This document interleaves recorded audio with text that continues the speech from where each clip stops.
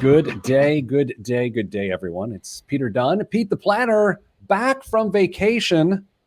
Dame, do I look refreshed? Yes, but that could just be the best intro music because of the best intro music in the game. Potentially. Dame, hello. Welcome to the last week of July 2021. How are you, my friend? I am looking forward to the weekend. We have a big city swim meet this weekend where the Aquaduns are looking to have a good showing. The Soccer Duns season is about to fire up here in our area of the town. Dame, we have a big big show today. We've got several segments. We've got several topics, a lot to catch up on. You and I have not seen each other, talked to each other in a couple weeks, so it's nice to see you. Jameson, welcome back to the program. Jameson sent us a very nice email in the last couple weeks. Jameson, we appreciate you. Congratulations on all you and your wife's hard work on your financial situation. And while you tried to give us some credit for helping with that, we will not accept any of that credit. It is your work. Danza, Faya. Good day to you, Danza. All right. So, Dame, we're just starting the show. That's where we're at. All right. Have you noticed it? By the way, I'm actually talking about our business here for a moment. I don't know why I'm letting everyone in on this conversation. Lots of cases this week. Yes, it's been a very, very active week for my team. We're helping people left and right. For those that don't know, we have two companies. One is called Your Money Line, which is a helpline for employees to call us, and their employers are the one who pays for it. It's an employee benefit. And so we've got a lot of people who have access to that line, and Dame's team answers that phone and handles emails on a regular basis. And we also have Hey Money, which is just the consumer version of that. If you're interested in that, go to callheymoney.com, and that's what we do. All right, Dame, I'm going to get ready to start the timer here so we can time the segment so we can start the show. Should we make the announcement on a time change for next week now before we forget? Oh, go ahead. So this is the last week, everyone, that we are doing a show recording live on Facebook and YouTube at noon Eastern, noon-ish Eastern. We're close enough. Beginning next week, August, whatever day that is, 10 o'clock a.m. Eastern. 10 o'clock a.m. Eastern. So if you're on the West Coast, that's going to be an early call, but it's worth it. Yeah, waking up with Peter is what we're going to call that. Always good to wake up. Peter in the morning. Okay.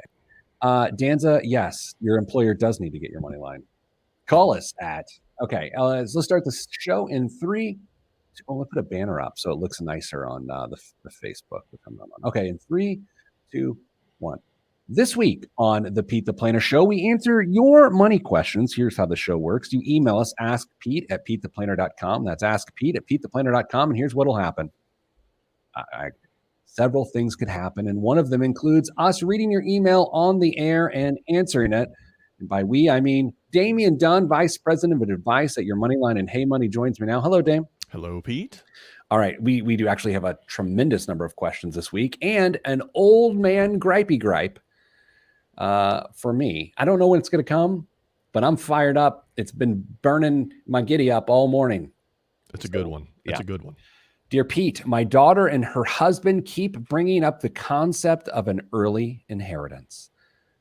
My husband and I do plan on leaving them and our son's family whatever is left over upon my and my husband's death, but we don't really feel compelled to give either child money now. I feel like I'd grow to resent their financial decisions as I already view their financial prudence to be lacking. Yet she keeps bringing it up. Am I being selfish? Dame, this is called a living inheritance, and I have to say it is increasing in popularity, where the older generation has accumulated wealth, maybe even great wealth, and instead of waiting to pass on that wealth to the next generations upon their death, they're like, you know what? I want to see you have fun with it now. And so they began an aggressive gifting, an inheritance scheme. And so that's where we're at. That's the score. Before we get going on this, any general thoughts about what you've just heard? who's it really growing in popularity with? That's my. I mean, is this just an idea that was foisted upon the generation that will be moving on to post-retirement sooner than their kids? I don't know. It feels uncomfortable. All right. Well, apparently old man Gripey Peter is going to be here earlier than I thought. Dame, I'm with you there. This feels like a contrived trend where people are like, what people are doing is they're just giving their money to people like me, Dad, right now, as opposed to waiting until you're dead. Dame, I don't think this is really a thing. No, it feels like a fake holiday almost, like Valentine's Day. It's just something that was created to try and generate something for someone else's best interest. I can't imagine. I mean, sure, there may be some tax reasons for some people in certain situations to start giving some money away ahead of time. But this is greedy. You know why it's so uncomfortable? There's first, you talk about made up holidays.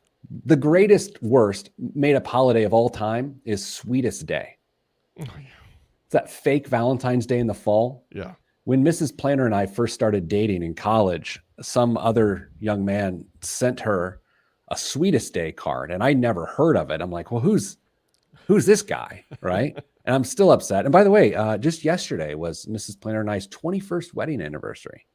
Congratulations. So needless to say, keep your Sweetest Day card, right. Gary, or whatever the hell your name is. Okay. Dave, here's why this is so uncomfortable. It's uncomfortable because the lady's name is Mary from Alexandria, Virginia, who actually emailed us. Mary parented the person putting her in a bad situation. Right. So it's not only it's like, hey, kid, you're putting me in a jam here, but Mary has to be introspective about it and be like, yeah, we sort of helped create the sort of person who would ask for an inheritance now. And within this email, you get the idea that her son-in-law and her daughter aren't doing poorly. They just want some money now. And if they aren't really good with their money now, then why would you give them money now? Totally. Why in the world would you just add additional fuel to that fire if you perceive, and your perception's right, that they are not the most judicious with the resources that they've already earned for themselves? I mean, if you really are concerned about it, maybe end up putting those assets in a trust to where they only get certain amounts of money long term. And I mean, would it be vindictive? No, not at all. Not at all. Would it be in their best interest? Perhaps it would ensure a longer term stream of income for that individual family. But holy smokes, thinking about asking your parents to start just handing over cash that you, for some reason, think you're going to get or entitled to is just not something I hope my kids ever do to me. So years ago, and that's how I answered the email in my column in USA Today this week. That's where this one is from. Years ago, Mrs. Planner gave me this article that she read about the mislabeling of millennials. Millennials are often called entitled, like they're an entitled generation. And this article went on, this essay said they are not entitled, they're expectant. And which in some ways is good and in some ways is bad.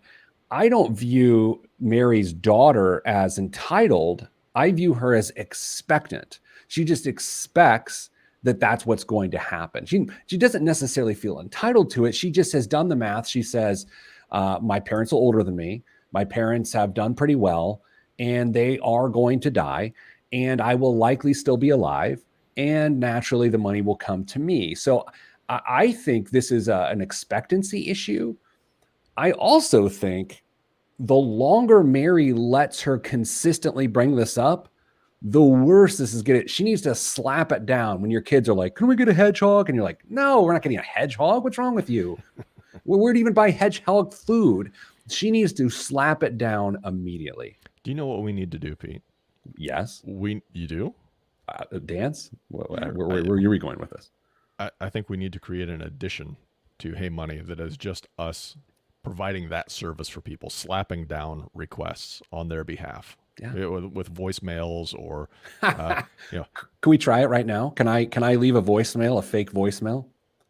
Do you want me to make the call, or do you want to leave a voicemail for somebody asking this question? This is what I would leave on someone's voicemail if they bought our service. Yeah. Hey, Mary's daughter, Kim, this is Peter Dunn. How are you? You look, I was talking to your mom the other day, and she mentioned your interest in a living inheritance. I just want to give you a quick buzz to say, no way. That is absurd. You are uncouth. I hope you have a great Friday. Wear a mask. Stay 6 feet apart from people and wash your hands. Kim, it's nice talking to you. Please don't call me. What do you think about that? Yeah, I might have added you'll have to do it the old-fashioned way and just wait for your mom to die to add maybe a little bit of guilt to that. But no, I think that was spot on. That is an ad right there if I've ever heard one. You know, the other element to this that is worth actually a sort of a technical visit is that Mary would not be the first person in the world to overestimate her financial stability, meaning even if she thought this was a good idea, if living inheritances were a thing, couldn't you conceivably see parents doing it when they shouldn't and then compromising their own financial situation? Because then Mary's in the jam where in order for her money to work out, she has to die because she's run out of money. Yeah, I've seen arrangements where something very similar happened. Some of the people that got the inheritance early took it, but they had to sign an agreement that they would fund bills if the person that gave them the inheritance needed it in the future. That's a thing? I've seen it done once. Oof. Anyway, so there's the question. Living inheritance. Is it a trend? I don't think so. I think it's like when your kids tell you like, hey, all the kids at school are doing this. It's like, well, no, they aren't. You just want a hedgehog. All right, Dame, coming up after the break, a question about risk tolerance for really wealthy people who are getting older. That's what we're talking about next, right here on the Pete the Planner Show. I'm Pete the Planner. You know, first segment back from vacation. That wasn't too shabby. I feel like we are getting our legs back. My voice isn't all the way back. I've got that cross-country flight voice going on. I just assumed it was all the rave dance parties you were at while you were gone. I consumed copious amounts of fermented grape juice last week. Wow. It was great. Mazel tov. Mazel tov. I also honestly had one of the finest meals I've ever had. And I'm going to give, at the risk of being who I am, a little food snob, I am going to give a restaurant recommendation here on the air. All right, let's hear it. Republique. It is in the La Brea section of LA, downtown, well, not downtown, but in LA, La Brea. Unbelievable restaurant. One of the best I've ever had in my life. It was so great. I'll make sure to set a reservation there for later this week. I'm not sure you would like it. Although they did have a butter course. Did they have macaroni and cheese flavored ice cream? No, they didn't. Okay. I will let you know that I have received feedback from listeners that your take on macaroni and cheese ice cream is way out of line. Next segment. And I got to pull up the email. I know the podcast listeners love the behind the scenes Pete trying to find an email. I'm trying to figure out which one I want to read. Did you read them? I did. Do you like investment strategy or do you like investment strategy after retirement better? Now you're making us both. All right, I'm doing investment strategy in 3, 2, 1. Back on the Pete the Planner Show, answering your money questions. That's what we do. One time, someone was like, "What do you do?" And I'm like, I'm a planner. They're like, "What's it called?" I was like, "Well, Pete the Planner." They're like a wedding planner, and it's like, no, financial. Okay, Dame, here's an email. Peter, I don't like that. My wife calls me Peter, and that's about the extent of it. I don't know if I've ever called you Peter. maybe I don't know. It's weird. It's a very select few people call me Yeah. that. My wife and I have about $2.5 million in the stock market made up of IRAs and joint accounts. I've always just bought and sold stock on my own. By the way, I just thought of a joke as I'm reading this. If you owned cannabis stocks, would you hold them in a joint account? I was trying to put the dots together there very well. You did very well. Our portfolio is made up of index funds and conservative dividend paying stocks. All dividends are reinvested. Drips. We, however, are now in our 70s. I have defined pension plans that exceed our living expenses and own our home with no credit card bills. Our medical bills are primarily Medicare and TRICARE for life. I continually turn down my last company's medical insurance, and for this, they supplement me in an additional sum each year. I basically want this guy's inheritance. You know what I'm saying? Oh, yeah. We have a son and 2 grandkids that we would like to leave our estate to. And we have prepaid college plans paid for both grandchildren. Oh my gosh, Gramps. I see myself investing for the long term as I don't require any money from the portfolio. My question is this the right strategy? Should I be investing in a less aggressive manner? My portfolio is made up of 30% index funds, 24% Microsoft, and the rest all American companies, mostly dividend stalwarts. I can't say that word well because I want to pronounce the A at the end instead of saying stalwarts. Mm-hmm. Is this too aggressive? Of course, I've been doing well in the market, but I don't kid myself. That is because of the markets have been going so well. From Mike. This is a great question. I appreciate Mike's honesty, saying that he's doing well because the markets are doing well. Right. However, I mean, with his allocation, yeah, I mean, I would expect him to be just absolutely crushing it right now. And is that aggressive? I don't know. Is 100% equities aggressive, Pete? It is. It is. It's interesting, right? Because you can be aggressive within your allocation, and then even within those asset classes, you can be aggressive. Mm-hmm. You know, Sure. I would say his allocation itself is theoretically too aggressive. However, this is just an inheritance play. I mean, not Mary's daughter's inheritance, but it is an inheritance play. No? He has no need for this money at this point. So what I would encourage him to do is just start identifying goals of what he wants to do with it. Is it strictly inheritance? Is it charitable giving at some point? Does he want to endow some scholarship somewhere?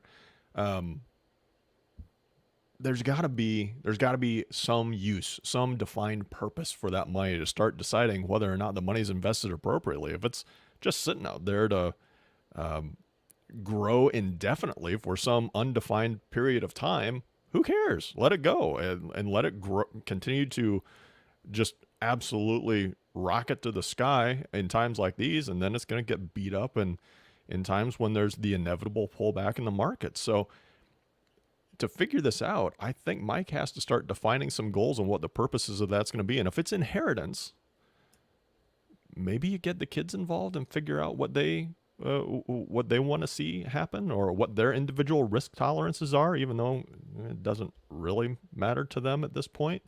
What a great problem to have, though. Yeah, you know, we always talk about during your work career, you're part of the accumulation phase of your life, right? You're accumulating assets. And then theoretically, second time I've said that word this segment, at retirement or at financial independence, then you enter what we call the distribution phase, right? Mm-hmm.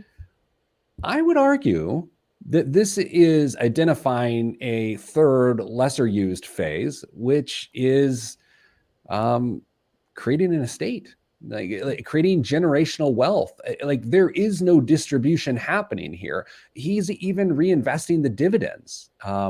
So I think you're right, Dame. I think this is about investment objective is not income. It's not liquidity.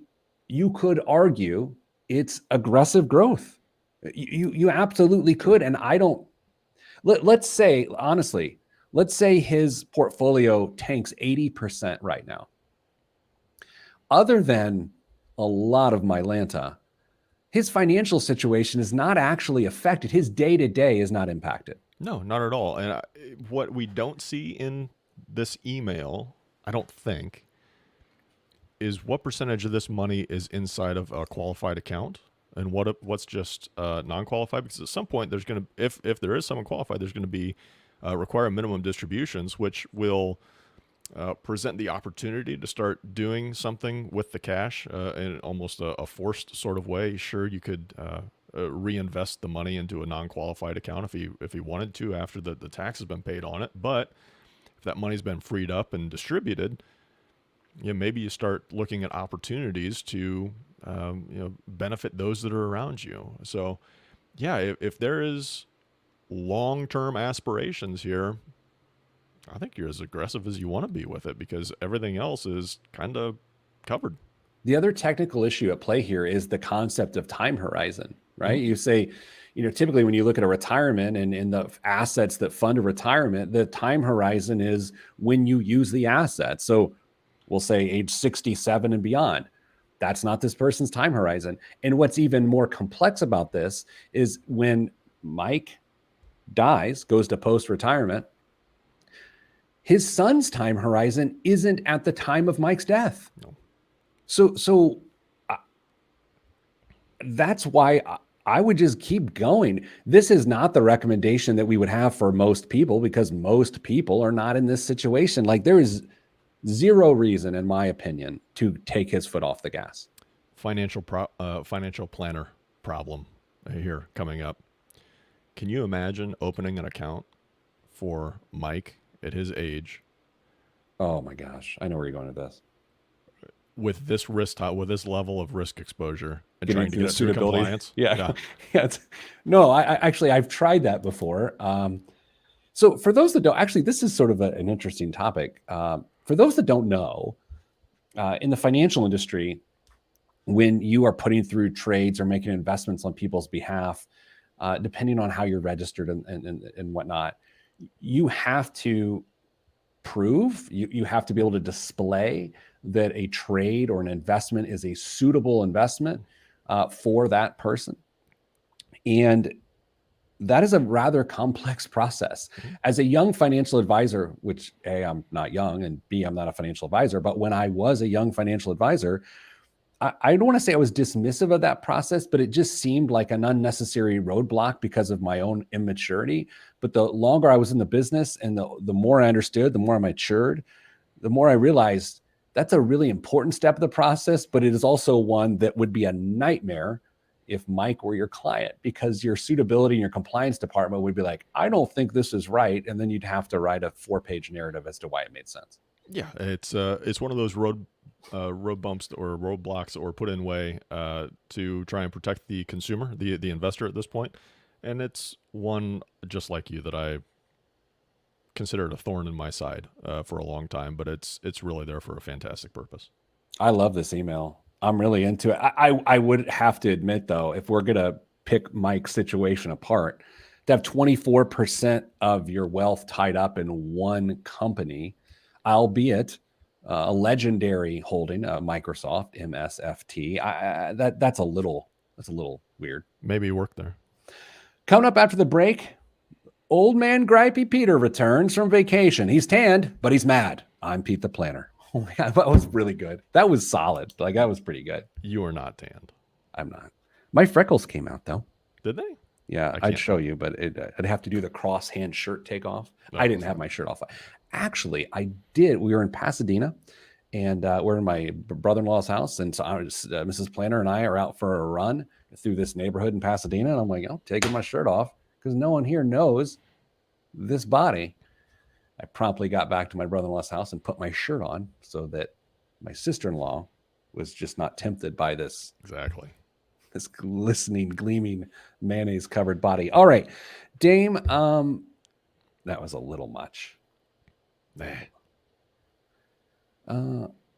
Okay, let's do this. I'm looking at the... you know what? We're going to answer this question from Allison.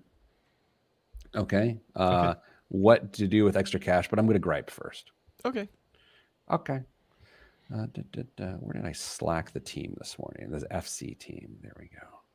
Oh, yes. Oh, it's old time grabby time. And hello, Mr. Pinkins.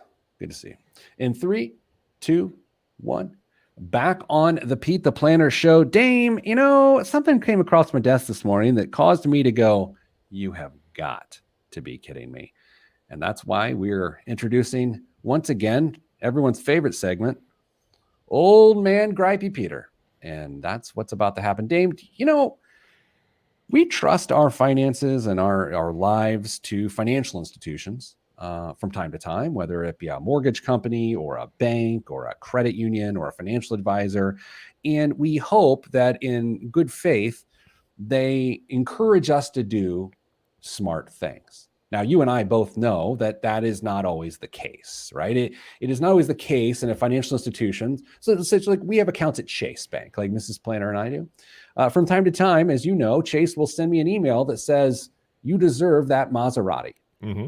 I've sent you this email, Yes, forwarded it to you several times, and it's consistently a Maserati. Chase wants me to buy a Maserati. Yes, like several times. Huh. Don't get me wrong. I would love a Maserati. I'm not going to buy a Maserati. And I also don't want my financial guide, my bank is not my financial guide, but I don't want my financial partner, also not to tell me to buy a Maserati. You know what I'm saying? Yes, absolutely. So a local credit union, which will not be named, I so want to name them, sent out an email newsletter this week to its members. That's right, you're a member of a credit union. And the rub with credit unions is this. What they say is you get treated differently than you do at a bank because they're not interested in their shareholders, because you are their shareholders, because you're their depositors, you are their members. You benefit more than what you would under a banking relationship. And I will say anecdotally, from my opinion, Damon, you can have your opinion. I do believe credit unions, for the most part, tend to have better corporate ethics than a lot of banks. Yeah, it's in fact for my family, that's our primary banking relationship is with the credit union as well, and we've been very pleased with the relationship that we've had, as well as the activity of the bank in the community. So this email subject line for this newsletter that came across from a credit union to its members left me feeling nauseous. Are you ready? Please. Use your home equity. I misspoke it. There's a possessive there. Use your home's equity to get away. They're encouraging their members to use a home equity line of credit to go on vacation. There has to be more to that. There's no way. Did you read everything, or is it just the headline? Because there has to be more. Look, I don't have any more than that. A financial institution couldn't be that irresponsible. But they also, to even make it, let's say you're right. Let's say it's like a turn of phrase and you click on it and it's like, this isn't what you thought.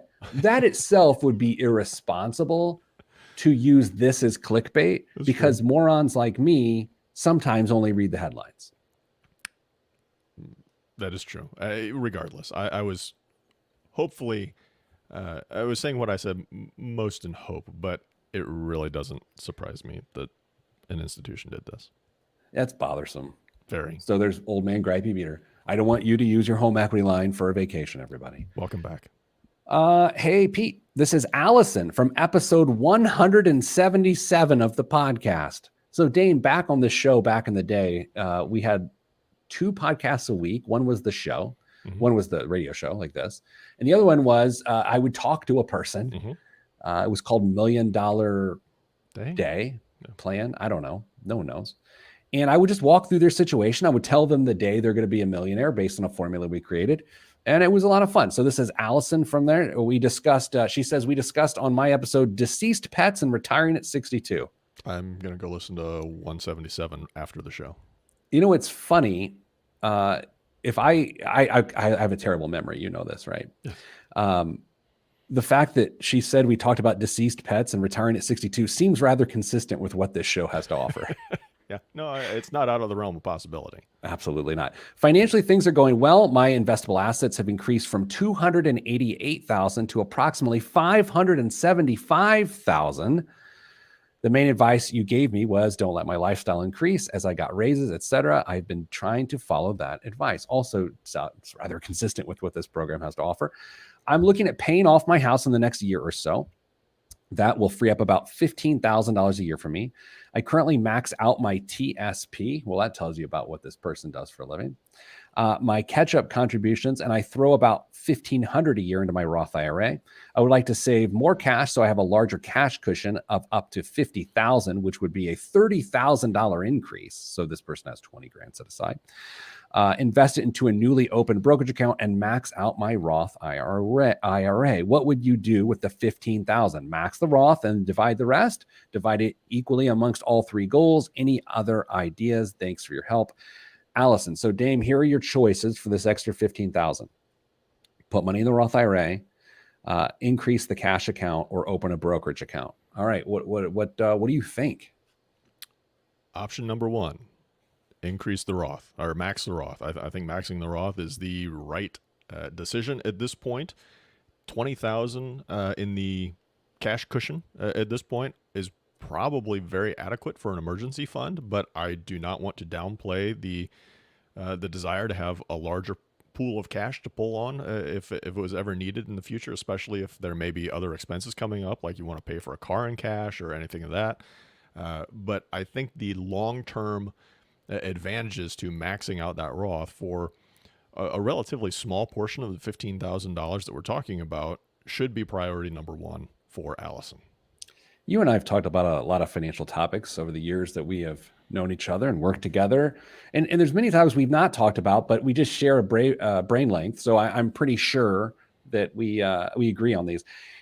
How often with that piece of advice do you just gave, do you consider the fact that if she does the Roth, she could always just pull her deposits back out if she so needed? I mean, is that a consideration you make? It is in the back of my mind. I wouldn't necessarily encourage it for obvious reasons, but it's more accessible money. It's money that's saved for a long-term goal, but if the absolute worst happens, you need to go raid that cash for something, it's there. You can get those contributions back out and use it for whatever it needs to, and hopefully iron out whatever bumps you seem to be going over at that point. You would never call it a nice emergency fund by using a Roth IRA. However, it could be used that way, especially for someone who has all of their other stuff together.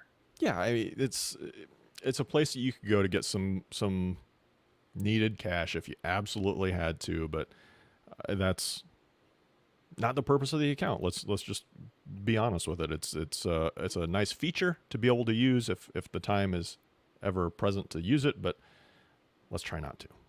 I'm still stuck on the fact that on episode 177 of our podcast, I discussed deceased pets with someone. That really, like when I read this email this week, I was like, yeah, I think I probably did. There's not a doubt in my mind you did. She didn't make that up. There's no way. Yeah. What a weirdo I am. Yeah.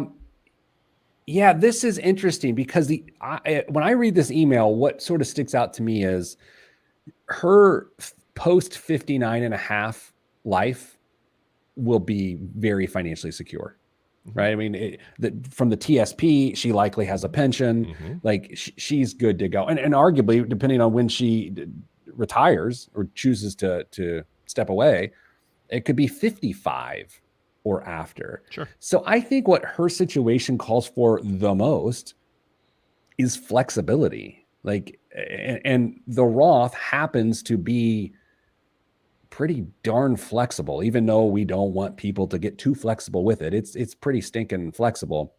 The brokerage account isn't a bad idea. I do think she needs, like you said, to focus a little bit on getting a little bit more cash heavy. I think having $50,000 in an emergency fund heading into retirement years is a lot better than having $20,000. And I would say for some couples, and depending on where you live, I like that number closer to 100. But if you're a single person, and I don't remember where Allison lives, although there was a deceased pet involved, so she might live near the pet cemetery, 50 is at the very least somewhat adequate. Dame, let's do this. Let's come back after the break with biggest waste of money of the week and current events. All that is next, right here on the Pete the Planner Show. I'm Pete the Planner. these outros this week are just phenomenal. You needed a break. It came back and you're just on your game. Very nice. All right. This week's biggest waste of money of the week is going to anger people. Actually, it's just only going to anger one industry, and there are people within that industry. Excellent. And it will make people think I'm a boomer. Oh, even more so. All right. Yeah. When we landed in LA, we're driving to where we were going, and my kids, like, we were just got in the rental car. My kids just were like, wonder if we'll see any influencers. And then they'd see like a Tesla, like, influencers drive Teslas. And I'm like, you guys, this is going to be a long trip. No one can say the word influencer again, right? You can't say it. Because it was like 30 times, 10 minutes into the trip. Influencer. I'm like, I hate that exists. Did you fly into or out of LAX at night? We flew out at night, yes. LA's got to be one of the prettiest cities to fly out of at night or into at night. It's gorgeous. I was asleep at takeoff because I'm a professional. We took the red eye home. I tried to put hair on my kids' chests. I'm sure they were appreciative. Yeah, Ted was not feeling that. No. Ted actually was crying himself to sleep. But you know what? That's why I sat in a different row. All right, in 3, 2, 1. This week's biggest waste of money of the week right here on the Pete the Planner show is the I can't read. The Shoe Surgeon Creators Academy. That's the Shoe Surgeon Creators Academy. Dame, try to say shoe surgeon 3 times fast. No, I won't. Shoe surgeon. Shoe surgeon. Shoe surgeon. Dominic, the shoe surgeon Ciambrone, is known for his custom takes on iconic sneakers like the Air Jordan and Air Force One. Now, he's offering aspiring artists a chance to learn from him and his team. The Surgeon Creators Academy classes are 4-day experiences that teach students how to fully deconstruct and reconstruct sneakers. Each course includes a pair of shoes to customize, a shoemaking toolkit, unlimited leather to use during the class, a sewing boot camp, a guide on where to source materials and tools, daily breakfast, lunch, and beverages, and a private dinner networking event hosted by the surgeon himself and his team. Dame, what do you think it costs for 4 days at the Shoe Surgeons Creators Academy? I don't know. Working with an influencer like this sounds like it's gotta no. be $999. Oh, that would be a steal. It's over $5,000 to spend 4 days with a person who's going to teach you how to sew. Let me tell you this. I don't remember my middle school home ec teacher's name. I think it was Mrs. Davis. And you know what? It seems rude to tell a large number of people, oddly, that you don't remember a person's name. Yeah. I don't remember her name, and I'm sorry. But she taught me how to sew, and it wasn't $5,000.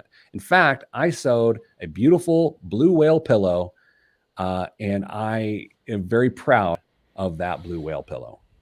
You could make a hamburger, a blue whale pillow, or something else, and she did not charge me $5,000, and I did not have to say the shoe surgeon. I just had to say her name, of which I cannot remember. I think I made a basketball, maybe like a stuffed basketball, not an actual sweatshop basketball. Did you have a home ec class? They don't call it that. It's family consumer science or something now. They don't call it home economics. Did you have that course? I did. Do you remember your teacher's name? Of course. What was it? What is it? No idea. See, I remember. I feel really bad now. I don't remember what's in the news this week, Dan?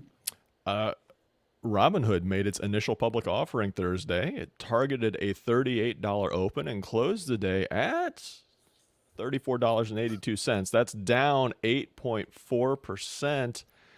That happens to be the worst debut on record among 51 U.S. firms that raised as much cash as Robinhood or more, according to data compiled by Bloomberg. While Robinhood is dealing with 10 or so civil lawsuits, as well as some recent bad press about their CEO not having his securities licenses, many were still bullish on seeing a pop in the price after 1 day of trading. So, To keep things interesting, Pete and I made a little wager with each other on the closing price, whether it would be higher or lower than the IPO of $38.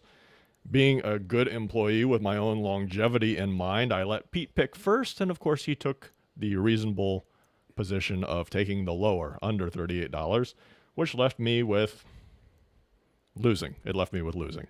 So if we really want to disclose how this went down, as we bet over Robin Hood, Prince of Thieves, I said $34 would be the closing price, and it was actually 34 and change. I think what we should have done is set the over under at 34, and I should have taken the under. So even though I won based on the rules of how we set this up, I think you should have won, because I said 34 and it was actually above 34. Yeah, I don't know, but that wasn't how we bet. So since I lost, I am now morally obligated to read the following statement that was prepared for me.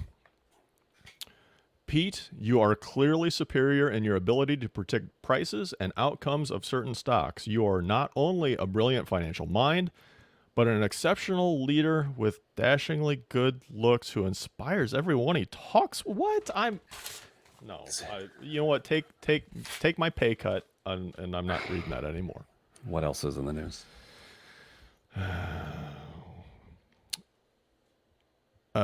Jacek Olzak, the CEO of Marlboro maker Philip Morris, told British newspaper The Mail that this week the company will stop selling cigarettes in Britain over the next 10 years. Yes, you heard that right. Marlboro is urging the British government, or Philip Morris is urging the government to treat cigarettes like fossil fuel cars and basically regulate them to death, because the government is also banning the sales of gasoline-powered vehicles in 2030. Pete, how would middle school Pete have reacted hearing that his company, his holding, is trying to work themselves out of business? I would have been very pro deregulation. I read that story this week when it came out, and I can't get my head around it, honestly, because the question was then asked, does this include e-cigarettes too? And I don't remember her answer on that. I think it's a her. Yeah, they were working towards being believe it or not, I think they called it a health wellness company is what they're trying to transition to, which I don't even know if I can put those two together. I was at a Walgreens this morning, and I noticed that they still sell tobacco products where CVS does not sell tobacco products. It's a little, it is what it is. It's a little weird that a health and wellness company like a Walgreens does sell tobacco products. I guess you could say the same thing about selling alcohol, but alcohol does not lead to lung cancer.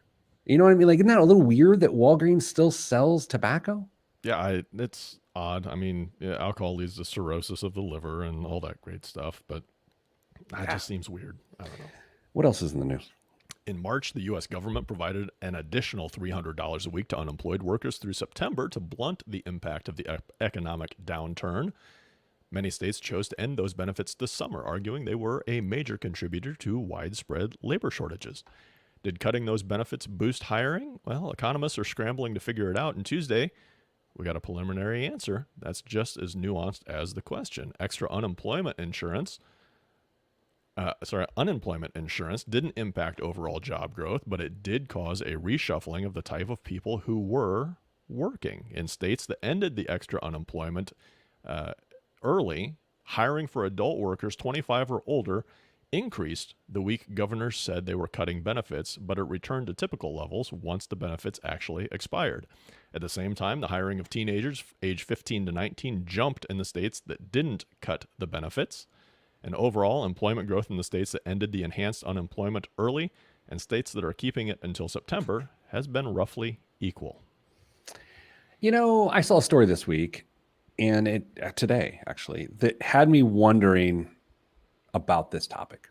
And it was that the eviction moratorium is coming to an end very soon, like very soon. Meaning, if you're not paying your rent, your landlord will now have the right to evict you once again have the right to evict you for financial reasons, for non-payment. And during the pandemic, they couldn't do so based on this moratorium. I think it's going to be very interesting to overlay data with this idea and unemployment. I think it'll be really interesting to see, is there a portion of the population, or better yet, what percentage of the population is choosing not to work because their largest financial obligation has not been their responsibility? And that seems very cynical, and I say it with kid gloves, honestly. Like, I just wonder, and I'm anxious to see what the data says. There are so many great pieces of data that we're going to get in the next few years, and to see how this all impacted folks. But there is a bit of coldness when we talk about them as well, and that's certainly not our intent. Yeah, I agree. I think about the aftermath of this whole period of time a lot, for a lot of reasons, but it's the economic data that I think people are going to argue about for the next 200 years. Oh yeah, there will be lessons on it for sure. All right, Dame, that's all we have time for this week on the show. So I'm sending you good vibes, because good vibes are all that's in the budget. I'm Pete the Planner, and this is the show. It's a pretty solid show for taking a week off. It's almost like I needed a week off. I wasn't going to say it, although I already did. Oh, all right, Dame. What do you got planned this weekend? Anything good? Aquaduns. I already told you. Oh, yeah, aquaduns. I mean, that's what your kids are doing, but then you vicariously get wet. Or do you wear a Speedo when they swim? Yes, paint my chest, and I'm running tech, so there's a good chance you'll see me on camera at some point too. Remember, next week we switch our time of our live broadcast, goes to 10 a.m. Is that right? 10 a.m. 10 a.m. Eastern. 10 a.m. Eastern on Facebook Live and YouTube Live. If you're wondering why, a few reasons. All right, that's it, Dame. Everybody else, stay getting money.